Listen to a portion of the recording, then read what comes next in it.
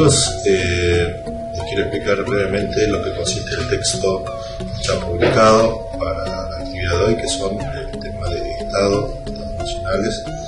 Para eso vamos a explicar dos conceptos, el título trabaja de esa manera, lo que es Estado y Nación y qué diferencias hay entre ellos. Luego vamos a avanzar al concepto de Estado-Nación, ver los tipos de Estado y por último el tema de la comunidad internacional. Bien, el concepto de Estado. Pero, ¿a qué hace referencia ese concepto de Estado? Nosotros tenemos que pensar que hubo un proceso histórico en el cual los Estados se fueron conformando desde hace mucho tiempo.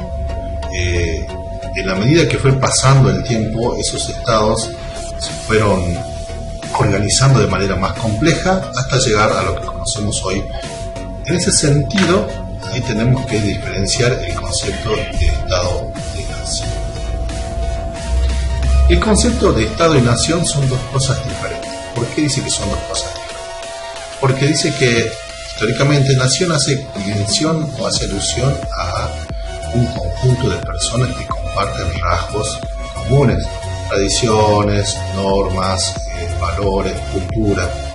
Y por el lado del Estado dice que hace referencia a la organización de una sociedad para poder resolver asuntos que les interesen. Vamos a quedarnos con la palabrita organización, ¿sí? Y la política, sobre todo organización política.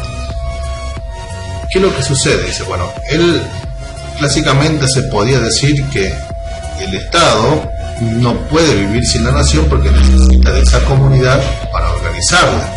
Pero la nación puede vivir o puede existir tranquilamente sin un Estado. En ese sentido, ¿qué quiere decir? Que las personas pueden vivir tranquilamente sin organizarse como Estado. En la actualidad hablamos del concepto de Estado-Nación. ¿Por qué? Porque dice que actualmente los Estados van a ser los que van a reconocer a una nación o a muchas personas que las van a organizar. Por eso se llama del concepto de nación-Estado. Ahora, hay una contradicción en esa categoría que dice, actualmente esa categoría no tiene en cuenta o dice que existe dentro de un Estado, existe una sola nación, es decir, un solo conjunto de personas con rasgos comunes. Sin embargo, muchos Estados reconocen de que dentro de su nación, de su territorio, no existe solamente la nación, sino existen varias naciones, por eso se habla de diversidad. El ejemplo claro es como el Estado de Bolivia, que se reconoce como Estado plurinacional, es decir, reconociendo varias naciones. Si nosotros lo pensamos bien, esto va con el concepto de diversidad, por el hecho de que no existe un solo valor cultural en un país, en un territorio. Es más, no hay una sola forma de definir al salteño. El salteño es la composición de varias culturas. Bueno, a continuación el texto va a empezar a hablar también de lo que son los tipos de Estado que se conocen a lo largo de la historia, ¿sí? Algunas características. El Estado moderno, que eso lo vimos, si no mal recuerdan, el segundo año, el Estado absolutista, ¿se acuerdan? Ese Estado que surge para poder profesionalizar a las Fuerzas Armadas, para crear la burocracia, para organizar el cobro de impuestos. Bueno, ese es el Estado.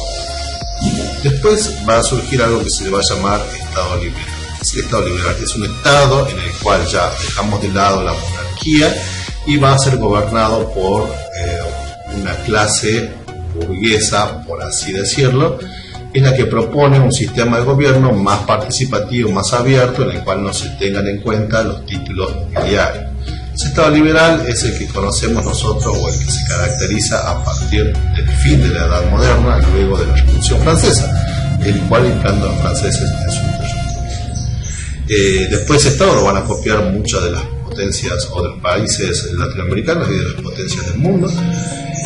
Y así vamos a pasar a otro modelo, que es el Estado de Bienestar, ¿no? Que es un Estado que, al ver que fracasa el modelo liberal, el modelo liberal, que es lo que dicen, bueno, que la participación tiene que ser más abierta, pero que el Estado no tiene que meterse tanto en asuntos de la economía,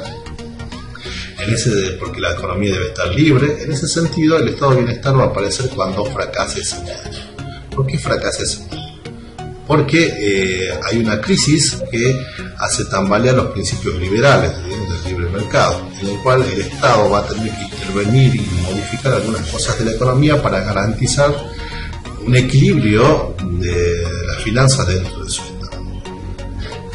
El Estado neoliberal va a surgir cuando fracasa el Estado de bienestar, ¿sí? ¿Cómo surge cuando fracasa? ¿Por qué? Porque tanta asistencia del Estado a la economía va a hacer que la economía se liberalice, como dice esa palabra, que sea muy débil, y va a tener que intervenir nuevamente el Estado, pero no en la economía, sino garantizando de que no se intervenga en la economía, creando leyes que protejan la iniciativa. El Estado neoliberal va a tomar algunas decisiones en contra de lo que es el Estado de bienestar, en contra de las actividades públicas, de las instituciones públicas, como la educación, la salud, tratando de que se privatice la educación.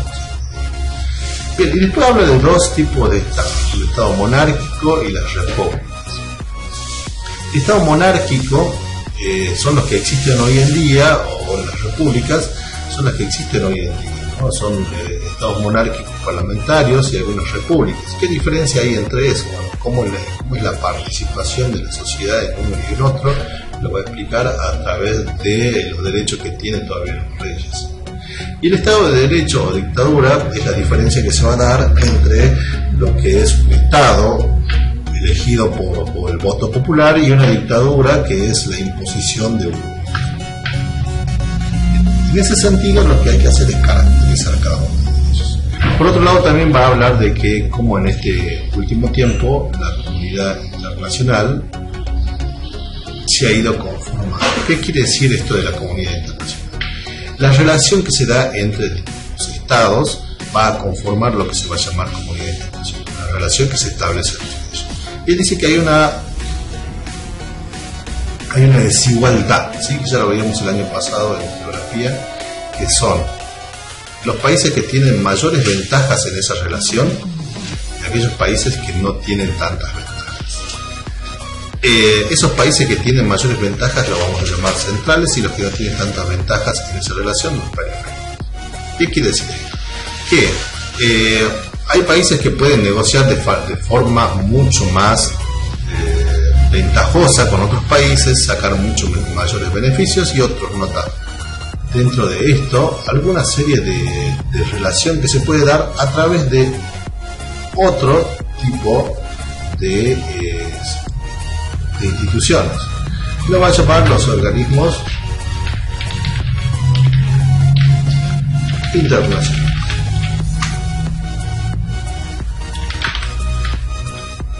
¿Qué son los organismos internacionales?